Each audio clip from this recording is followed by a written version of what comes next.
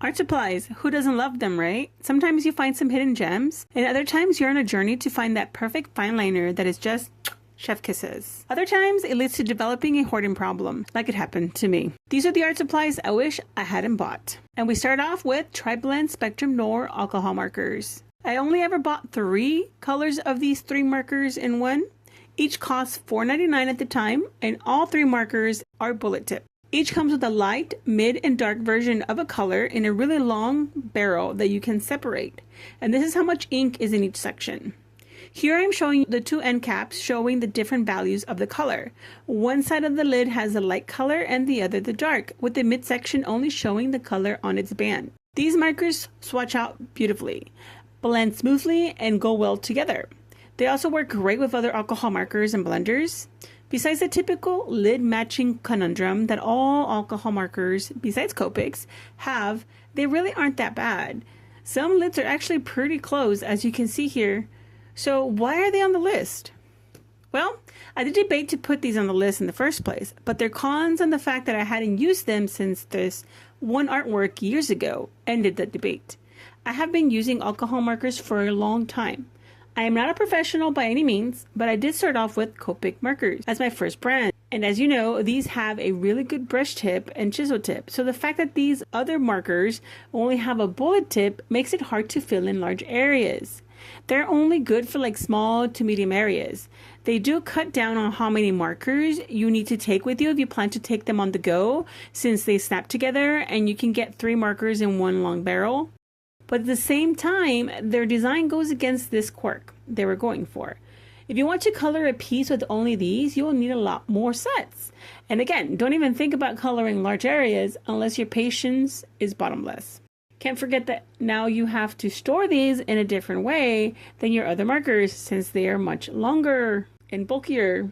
The sole reason I bought these back then was to review them and to try out their Tri-Blend feature.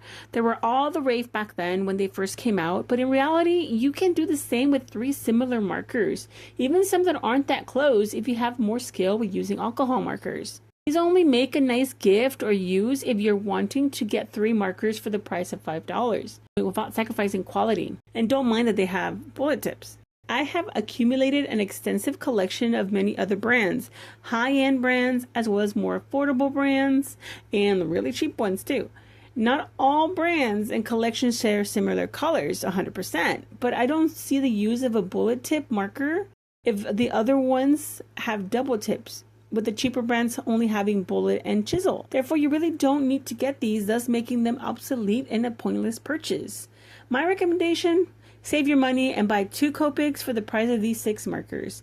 They last longer, don't fade, and have refills available. Plus, their bulky barrel caused people many problems, and some found them hard to take apart and tedious to put back together. And there you have it, my take on the Tri-Blend Spectrum Noir alcohol markers. Do you agree with me, or are these some of your favorite markers in your collection? Our next art supply on the list continues the alcohol markers debate. Arteza 60 Count Case Set. These are from Arteza, or Arteza, a well-known brand by now. When I first got these, it was just an upcoming company, and since I love alcohol markers, I wanted to get their 60 marker set with carrying case. In my old channel, I did a lot of product reviews, and again, these were all the hype when they came out. The case is easy to open and take apart. It has an extra row for you to expand your collection, and the center is removable. You can then lay the section flat, and the Velcro is really good quality. I believe I paid $49.99 plus shipping for this, plus also taxes, right? But swatching out the colors, you quickly realize they are very similar colors. Some even look exactly like the others. And practically no skin colors for light and dark skin characters. Now, they did release a skin pack shortly after this case kit was available, which brings up my first reason as to why I wish I hadn't bought these. I wish I had waited until their skin pack had come out so I could have gotten them together.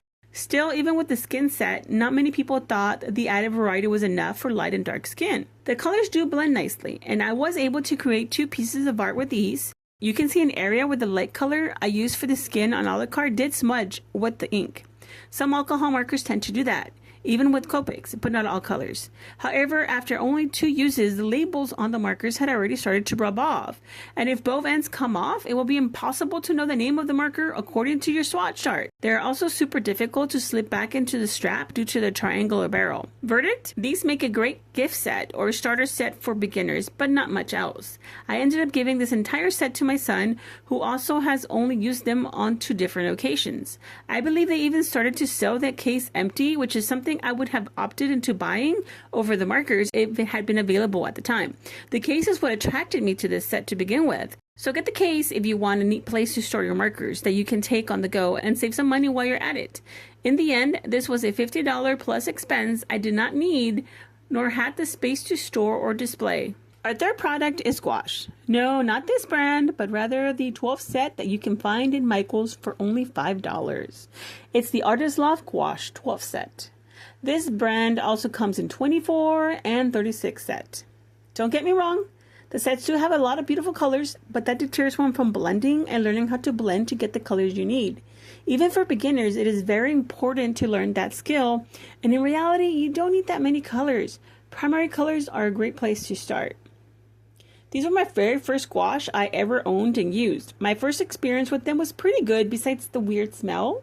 I was shocked at their matte look, but at the time I didn't know that gouache dried matte, no matter the brand. However, I rarely used them again after 1 or 2 more times. Therefore, I wish I had waited, saved up, and gotten a brand like Turner or a higher end brand. I did end up getting some Turner gouache, and a friend even sent me tons of acrylic gouache and other Winsor Newton gouache, even some Liquitex gouache, all which are way better than Artist Loft brand. I might even have 1 or 2 Holbein somewhere. My collection is in dire need of organization and minimization, and the purchases that could have been avoided doesn't help with that issue. Now, gouache does offer a much longer blending phase than acrylics, but you have to be careful because you can easily lift the layer below. Acrylic gouache is a different thing altogether. Both require a certain method when painting, so gouache might not be for all, but I highly recommend everyone gives it a try. Normally, I would argue to start with the cheap brand to see if the medium is right for you, but cheap gouache and high-end gouache are very distinct, and the experience is much better with better gouache. Even if these were only $5, is an expense not worth it. I still have quite a few of these tubes from this set, as gouache does go a long way, just like watercolors. It doesn't take much to do a painting with them. So save your $5 and save up for a better or high-end gouache. At this point, we could have saved $70 plus tax and shipping. That money could have gone to getting some racks or shelves to store our art supplies, helping us with organizing and decluttering. Our next art supply is tempera paint from the Dollar Tree. I bought 8 of these. Some were neon colors, some had glitter in them. These are the worst supplies I ever bought. Any cheap paint is better than these, even Apple Barrel. They were impossible to paint with, so I decided to water them down and use them for acrylic paint pouring, alongside some of my other acrylic paints I had. It was my first time trying this technique, and there really was no other way I could use these paints besides throwing them in the trash. I don't even remember why I bought them in the first place. They were so thick and gunky that even after I watered them down and stirred like there was no tomorrow, some of them still turned gunky and thick again. It was like they just sucked in the water and expanded even more. You can see this clearly with the yellow glitter paint and teal mixture. The black and dark blue were the only ones that seemed to flow over the edges because they had more of the other cheap but better paints. Some of the chunks of paint took forever to dry, and I was worried that the paint pour wouldn't work. But after it fully dried, it didn't look that bad. The camera picks up the colors way darker than they are, and you could see some of the glitter in the yellow. That was a pretty neat result. Unexpected, but neat. Now in the second attempt, you can see that the paint mixture had expanded and gotten gunky again. I had to use a spoon to spread it out, but it still just spread like cake topping or whipped cream rather than diluted paint. The teal mixture still refused to spread, and so did the yellow glitter paint. I still managed to use up all the paint and more paint pours like in these pieces right here, but I had to really force myself to make all the rest of them. It was like pulling nails, and if I hadn't used good paint to paint the characters on top of the pieces, they wouldn't have sold. These paints made my first experience with acrylic pouring much more difficult than it had to be. The second one turned out way better. The glitter showed up nicer. I am happy I was able to use up these paints instead of throwing them in the trash, but would I buy them again? No. Heck no. Never. That is $8 plus that I did not need to spend on paint that was anything but paint. And our last item or items on the list are all Five Below art supplies. Yes, all of them. Now, don't get me wrong. There's nothing wrong with these art supplies if you aren't counting that one horrible watercolor pan and paper set that was pure trash. Don't want to think about that experience.